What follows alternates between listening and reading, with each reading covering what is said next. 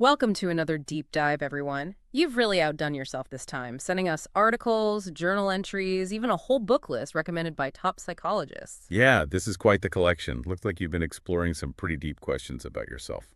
Altruism, mindset, the power of journaling. We're excited to dive into it all with you. Let's get started with this article on altruism. Okay, so get this. It says that not all altruism is actually good for you. Right. So it talks about this concept called unmitigated communion, where you're constantly putting other people's needs before your own. Sounds selfless, but it can actually be really unhealthy.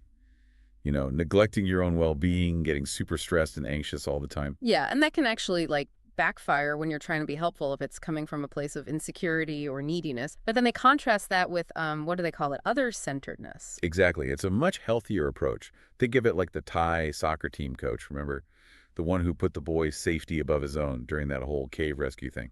Oh, yeah. Yeah, that's a perfect example. So it seems like finding that sweet spot where you're giving to others, but also taking care of yourself, that's the key to sustainable altruism. Totally. And the article gives some good tips, like be more intentional about when and how you help others, but also take a moment to check in with yourself. Why are you doing this? Is it from a place of genuine care? Makes you think.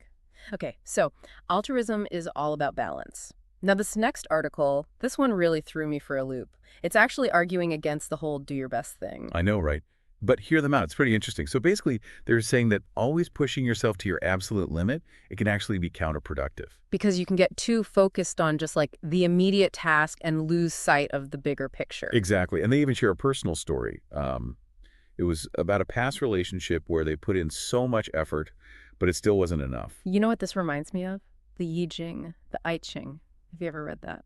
Oh, yeah, definitely. So it emphasizes inner work. Yeah. Like instead of just forcing your way through, it's more about understanding and adapting to how things are unfolding. So it's not just about how much effort you put in, but also the quality and direction of that effort. Right. It's about being wise and patient. It even mentions this philosopher Stanley Cavell and his idea of moral perfectionism. He says, we should always be striving towards our next self. Oh, I like that. Always growing, never done. Yeah. Okay, so we've got altruism, mindset.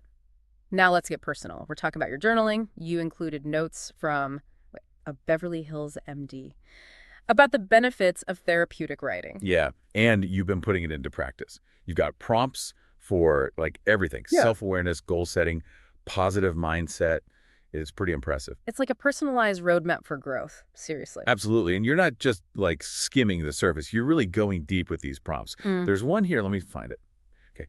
What is a negative thought that has been recurring? And how can you turn it positive? Ooh, that's a good one. Directly connects to what we were just talking about with mindset, challenging those negative thought patterns, shifting towards a more positive perspective. Right. And then there's another one, something like, describe a day that started out bad but ended up being good.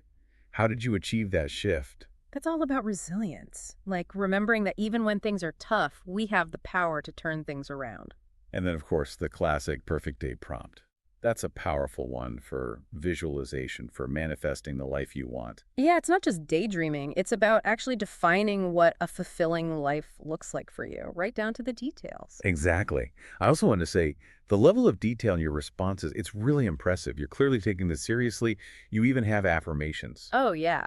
Rewiring your brain for self-compassion and confidence. That's powerful stuff. But speaking of rewiring brains, you sent this massive list of cognitive biases. Wow. It's almost scary to think about all the ways our minds can trick us. It's a long list, but it shows you're really committed to understanding how our minds work, even the messy parts.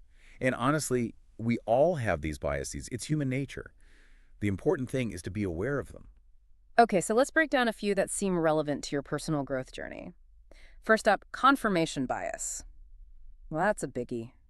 Only seeking out info that confirms what you already believe. That can really get in the way of honest self-assessment.